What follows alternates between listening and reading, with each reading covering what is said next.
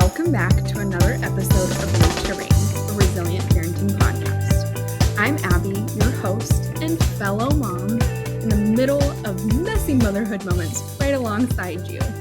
I'm so excited to have you join me this week as we're kind of wrapping up our current monthly theme, which has been really focused heavily on what happens when there's rupture and then you try to repair and what those repair attempts look like and what to do even when repair is going to take a little bit longer, when your teen is still shut down and you're having to work on building trust with them.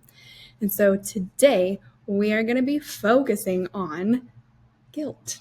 We're going to be focusing on this guilt loop that can sometimes sneak in as we're trying new things, as we're trying to learn and grow from some of the things guilt has pointed us towards.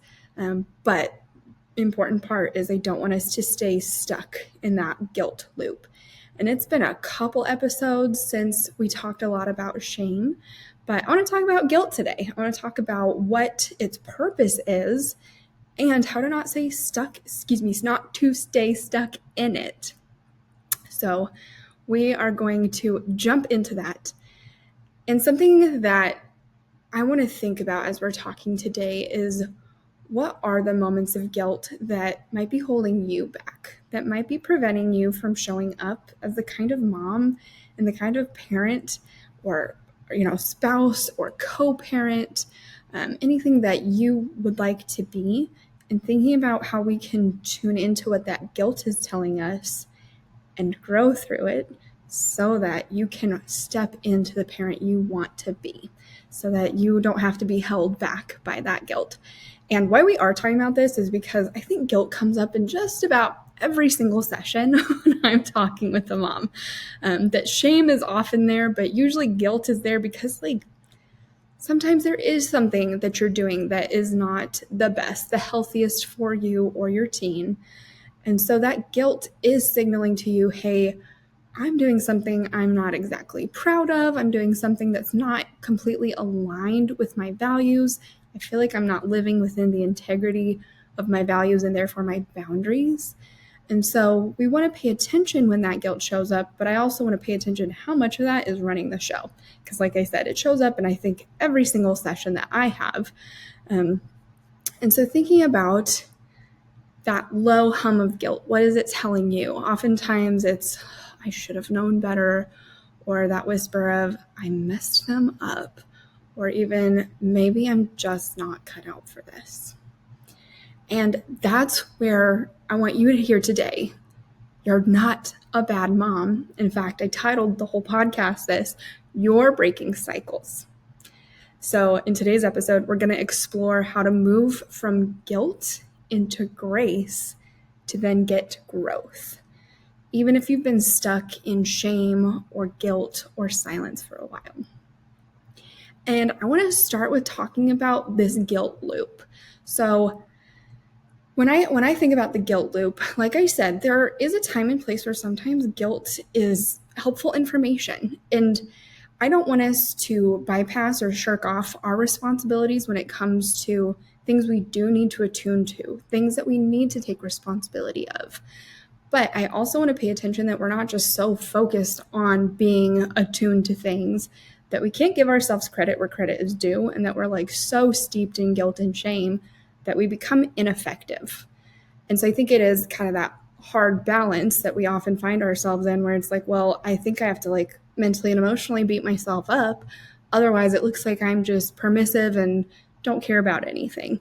I would venture to say there's probably a little bit of guilt and shame talking even in that. So it is wild to me that for so many moms, the guilt actually gets louder after they start doing the work. That you think guilt is loud now, just wait until you start attempting to work through that guilt. And you're like, Abby, if you heard your words right there, right? Why in the world should I try to face my guilt loop and work through it then if it's potentially just going to get louder? And I think about it like this, that oftentimes there's things that at a very kind of base level we're aware of. I like to think about the iceberg analogy, which is we can only see this much of the top, whereas there's a lot going on beneath the bottom. And oftentimes guilt is all the things that we're feeling on the bottom, and it's just like a focus here on the top, but it's like it's constant and it's never ending. And so we can get really scared to go below the surface and really uproot, see what I did there, uproot what is going on, like what is feeding that guilt. And when we do start to uproot that, it can feel uncomfortable. It can feel like, oh my gosh, Abby, I just wanted to leave that all hidden below the surface because it's painful and it's hard and I've shoved it away for a reason. But that doesn't actually result in the change that you're wanting. And so suddenly, when you're paying attention to the guilt, you start to notice all the ways that you might be raising your voice or shutting down or even defaulting to some of the ways you experienced conflict growing up, some of the ways that you kind of default to dealing with guilt and shame and feeling like you're in trouble or feeling uncomfortable when you're not at peace in a relationship. And so you might start to hear yourself say or do the things you swore you'd never say or do. In fact, I had a mom tell me this week where they were even talking about, like, it's the things that you're like, I would never do that as a parent. I would never do that as a mom. And then suddenly you're not in your finest moment because your teen said or did something that, like, a teen's gonna say or do. And you jump immediately into reactive mode. And then you say the thing or you do the thing that you swore, oh my goodness, my parents did that to me and I never want to do that to my child. And then when that happens, boom, instant guilt. And so that's some of that awareness that even though it's uncomfortable, when you are actually able to start to face it head on, you're then able to address it. And I also was talking about this with somebody else this week. The idea of pain is something that we definitely try to avoid. It's not comfortable. We try to reject the pain. We try to avoid the pain. We try to get as far away from the pain as possible. And sometimes we have to face the pain in order to make it more tolerable so that we can actually work through it, so that the pain doesn't feel as big and scary and overwhelming as it has been in our heads. And unfortunately, you do have to go through some of that pain, some of that discomfort, but it's not for nothing. The end goal is to make that pain more tolerable and honestly even diminish it, that you're not just stuck in a constant state of discomfort, but that you can feel some comfort too, some relief by facing the pain head on, going through it, growing through it, and being able to come out on the other side with change that's actually healthy and what you've really been working towards. That if you're not feeling proud of yourself for blowing up, you have to face what's causing that blow up. And then once you work through that, then you can start to practice, okay, I know what's causing my blow up right now. I know what I need to do to take care of my heart and mind in that moment so that I can show up differently. And so that awareness that can be painful, I want you to think about, what if it's pain that's more of a sign, not that you're failing, but it's proof that you're waking up to these unhelpful patterns? What if it's helping you wake up to the kind of parent you want to be, waking up to the patterns you want to break, waking up to the legacy that you want to leave? So guilt actually shows up because you care. But it doesn't get to tell the whole story, which is this next section. We're going to talk about how guilt is a signal, not an identity. And I know we were talking about last week how your teen's silence can be a signal. And let me say it this way. I know you're going to be like, Abby, there's so many signals. Yes. What do you think emotions, thoughts, and actions do? They're signals. They're all different signals for us to pay attention to what is going on. And so I don't want you to just be like, I have to constantly be on signal awareness mode. But I want you to be tuned into, what are these different things signaling to you so that you can take care of it. And I think about it this way. I grew up in Colorado where we would occasionally have tornado warnings, which when I was little, it was so scary because I didn't understand. And the older that I got, the more I realized most of the time we're just kind of using them as tests But there was one time where I was camping with my family and there was a tornado warning, and that siren and that sound that was going off was a signal to us that, hey, you're camping in an open space. We think there's potentially going to be a tornado. Get into action so you can do something, so that you don't just stay there and end up in an unsafe position. And so I don't want you to have the same like nervous system fall apart moment that I did in those moments with tornado warnings. But I also understand sometimes you're so used to that in your nervous system that it's going to take time to regulate. And so even thinking about, hey, guilt is right now feeling like that tornado siren.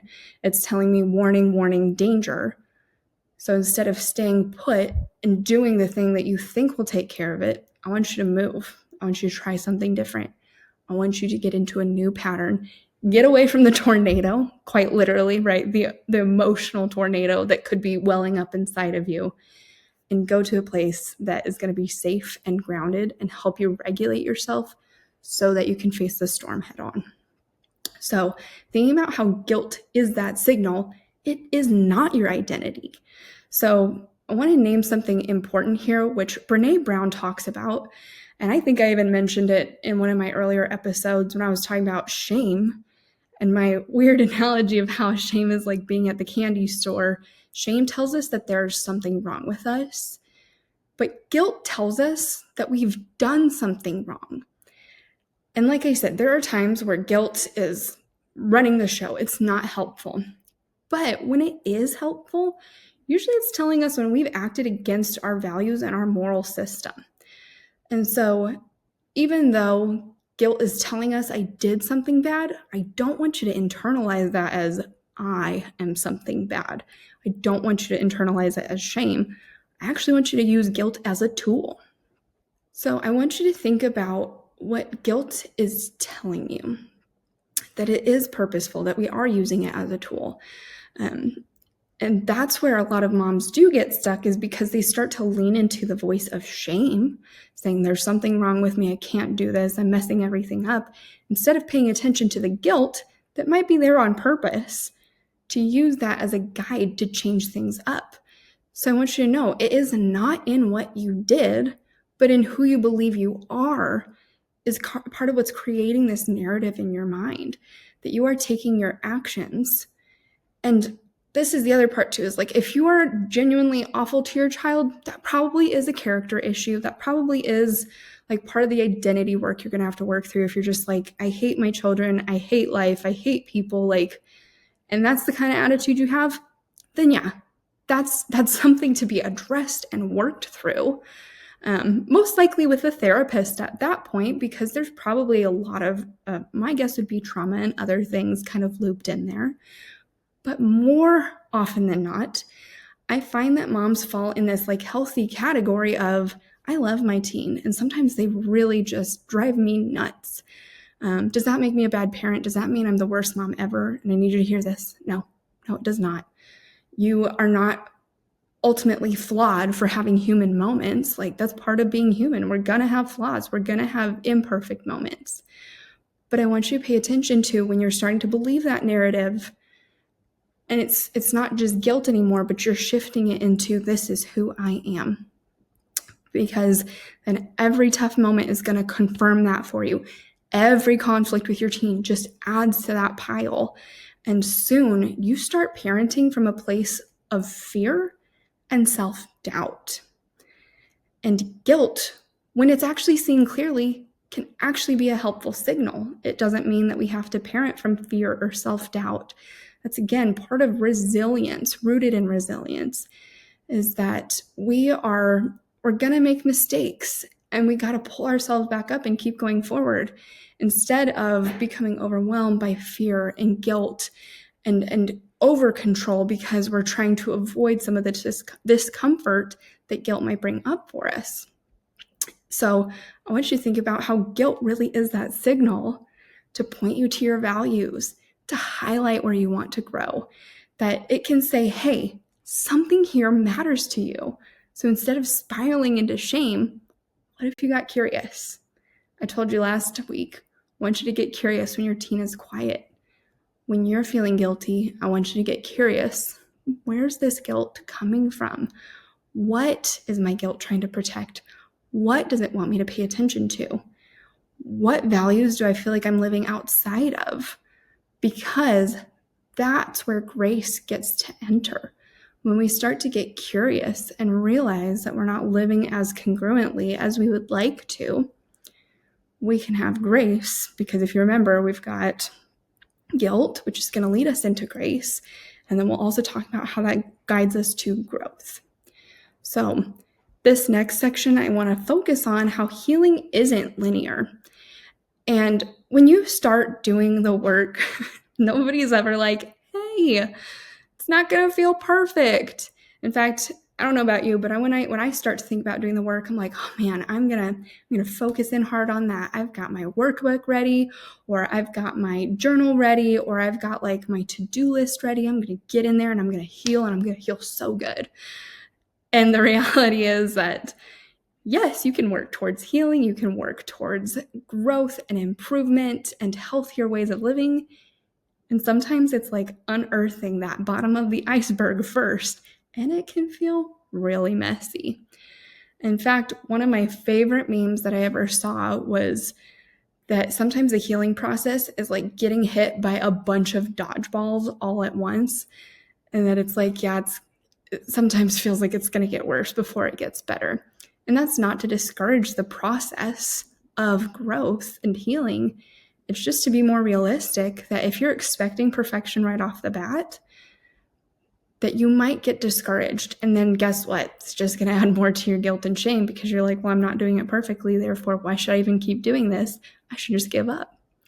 Instead, I want you to think about how healing is not this like beautiful linear, I don't even know, graph, I guess. But instead, it can kind of look up and down and all around, that it's going to take time. You're going to start making some trajectory, and then you might have a bump in the road where your teen says something that catches you off guard, and suddenly you're on a little bit of a downhill. And then you pay attention to that downhill because you're like, okay, wait, what did Abby tell me? That's right, I'm supposed to get curious about my guilt. Okay, why am I feeling guilty? Oh, because I fell back into a pattern that I don't want to be stuck in. Okay, what are some ways that I can work on changing that pattern? Oh, that's right. So that's what I'm going to do. I'm going to practice some of those repair things that Abby talked through. And then you're going to try it, and your teen's not going to respond the way you think the first time. And you're going to be like, oh, I just can't even, you bleep, bleep, bleep, right? Whatever your reaction style is, no shame, no blame here. We just want to make sure we're working towards healthier ways. But then you're going to remember like, yes, I feel guilty because it's signaling to me I'm acting in a way that's not within the integrity of my values. I'm going to try to do something else. And the goal is, that's part of the beauty of growth in this and healing, is it might feel like some steep ups and downs at first. And sorry for those that are listening, I've got a hand motion going up and down pretty wildly on the screen, but that the ups and downs feel kind of bigger at the beginning. But the more that you go through, the more that you're going to find things are going to kind of start to even out. And it almost makes me think about a wave. Like if you're riding the wave, sometimes you're going to have these big waves that crash, but the more that you get comfortable, the more that you practice, the more that you're doing the things that you need to be doing, the more confidence you have. And the more that you are able to give yourself grace, see what I did there, and ride the wave, realize this is where I need to course correct so that I can grow from this experience. So I want you to think about how it's not going to feel perfect, and that's okay. In fact, some days it might feel like you're going backwards. I'm thinking about like a graph, but I also think about like a staircase as an example. You can look at a whole staircase and be like, you're telling me I'm supposed to get all the way up there? Where I just want you to focus on one step at a time. And you're going to get up a step, and you're going to get up another step, and maybe even a third step. And then something's going to happen that might knock you back a step. And you're going to get up and keep going until it might be a couple steps forward, a couple steps back, but you're going to get it. You're going to get to the top of the staircase. So you're going to have moments when you snap at your teen. You're going to feel like retreating at times when you meant to reach out. You might feel like there's a version of yourself you're trying to outgrow, and you cannot shake them. But That's okay. Keep running, keep going. That doesn't mean that you failed. It means that you're human. And you're not just parenting a teen, you're also reparenting yourself in real time. So you're showing up for your family and for the little girl inside of you who didn't get this kind of care herself. That is sacred work. You're learning how to take a breath before reacting, apologize without groveling, and staying in the room emotionally, even when it's hard. So those might seem like small moments, but these are cycle-breaking choices. Your teen is watching you. And that's not meant to be pressure. That's meant to say, hey, I want to welcome you into this invitation, this opportunity to do things differently. And so that's what I also want to talk about in this next section of what grace actually sounds like. It's not shame beating you up, saying, do better, try harder. Grace is not perfection. It's not performance. It's more like presence. Grace says, oh, man, I missed it, but I'm still here. Or, dang, this is not who I want to be, and I'm going to try again.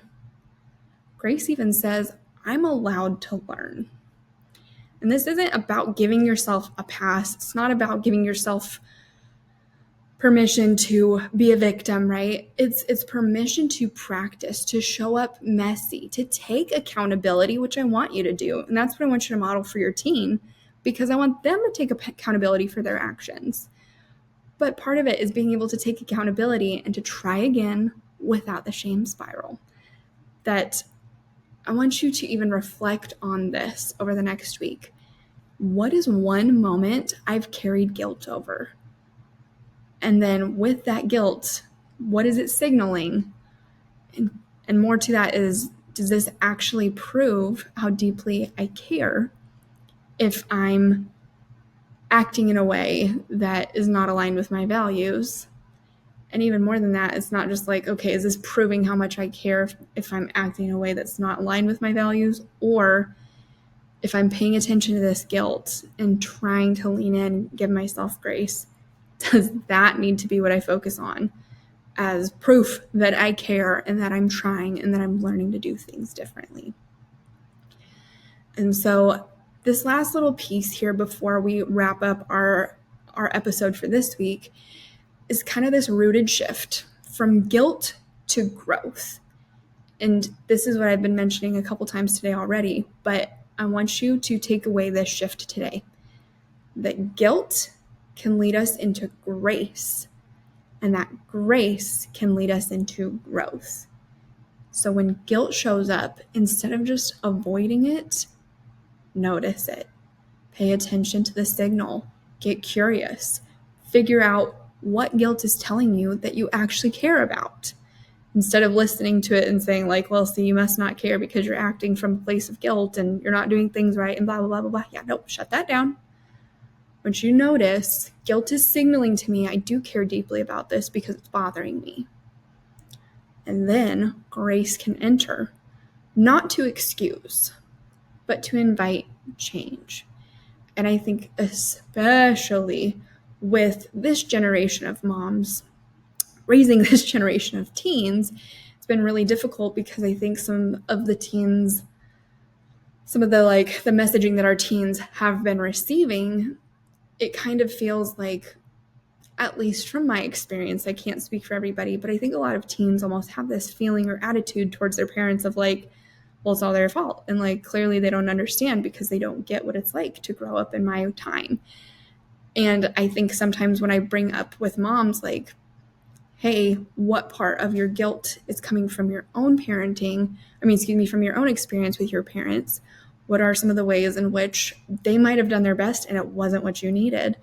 And I don't want this to be just like a constant cycle of blaming parents, that we can assign responsibility where responsibility is due, and we can take ownership of our stuff while recognizing, hey, sometimes our parents did the best they could. let's be honest, there are times where they probably didn't, because we can self-reflect and be like, have I done my best 100%?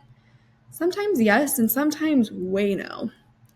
But that's also what we can model for our teens, is it doesn't mean they can just sit there and point the fingers at us, but we can practice modeling for them what it looks like to have grace with ourselves, how to extend grace to them, and that way they can learn to have grace for themselves too when they've done something that they need to take ownership of. And it might feel easier to point the finger, but they need to be able to sit in the feeling of their own guilt and be able to work through it with grace so that they can have their own growth. That felt like a very long roundabout way, but I hope that makes sense. That's part of why I want you to be practicing this, yes, for you, and also for your teen. That they need to be able to tolerate their own feelings of guilt so that they can have grace for themselves and learn how to grow from it. Because once we have guilt and we get curious, and then grace enters and is our invitation to change, growth then becomes possible from a place of love, not fear. Because if we're just growing out of fear, we'll certainly have growth, but is it the growth that's the healthiest for us? Or does it turn into growth that ends up growing armor to protect us and to keep us in and to not let anybody else get at us, so to speak, right? That's where it's like we can sometimes become really aggressive or really defensive or really closed off. And so thinking about how grace is helpful in healthy growth. So this is the internal repair work, the kind that no one sees, the kind that's like below the surface. It's the whole big part of the iceberg, but it's what creates emotional safety at home. That's why it's so important. That's why I'm asking you to lean in and do that incredibly hard work. Not just because it's hard and I want you to, but because I know that hard work and change is going to create such a ripple effect. Some might even say from the roots to the rings. So I want you to think about how you are showing up in these ways, how it is being modeled for your teens, and how that's going to help your relationship with them as a result. So I know this is, when people talk about guilt and shame, I tend to be like, oh, I don't want to go there. But usually when I lean in, I'm like, okay, that's good. I need to. And then I start to practice it myself and I'm like, man, this is hard work, but it's such good work. And so I'm hopeful that this invitation to lean in does not scare you off, but please know I am here for you. If you're like, yeah, Abby, I know I need to do this work and I need a little support in doing so. Always feel free to reach out to me. You can always DM me on Instagram. But I also did want to tell you about an offer that I have that I've been so excited about, something I've been working hard on this summer. So before we wrap up, I do want to tell you that I have a waitlist that is now open for you to sign up with for the Rooted Parenting Circle. You're like, wow, what does that even mean? So I will tell you that this is my monthly membership for moms who want support on this parenting journey without overthinking, overperforming, or doing it alone. So inside, you're going to get 2 live calls a month with me. We're going to have a Q&A call, and then we're also going to have like a workshop or a training call that is going to be focused on these topics that moms are sharing with me that they need.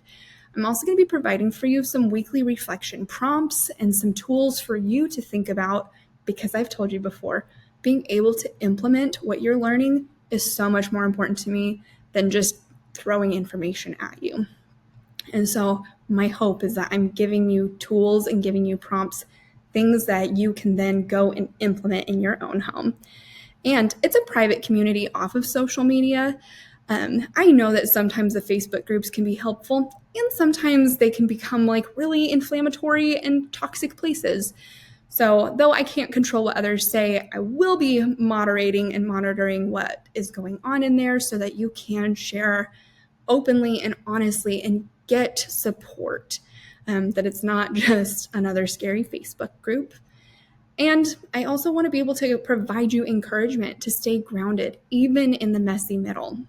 So I have at least 10 plus kind of core trainings and resources in my vault right now, so that once you are able to, doors open on October 28th. So once you join, you can jump in and start getting that immediate support before we even have our first call. So this is a space to do the work without the pressure to get it perfect. You can join anytime, and you can also cancel anytime. It's not a long-term commitment. It's no shame, just support. We start on October 28th is when you'll be able to sign up and join the group. And if you're listening to this later after October 28th, 2025, this is going to be an ongoing and ongoing, perhaps. I don't know if that's even a word, but it's going to be an ongoing group so that you can join whenever you want. I am going to link the waitlist page in the description below, and I will update it eventually for when the group is live. But I am so excited to have you join me in there and really get the support that you're needing. So if you're excited for that, or even if this episode encouraged you, would you do two small things for me? Would you please share this with a friend who's working on this, who's doing this work too? Or leave a quick review. If this helps a mom find this message of grace, that would mean everything to me. So, as always, you don't need to be perfect. You just need to be rooted.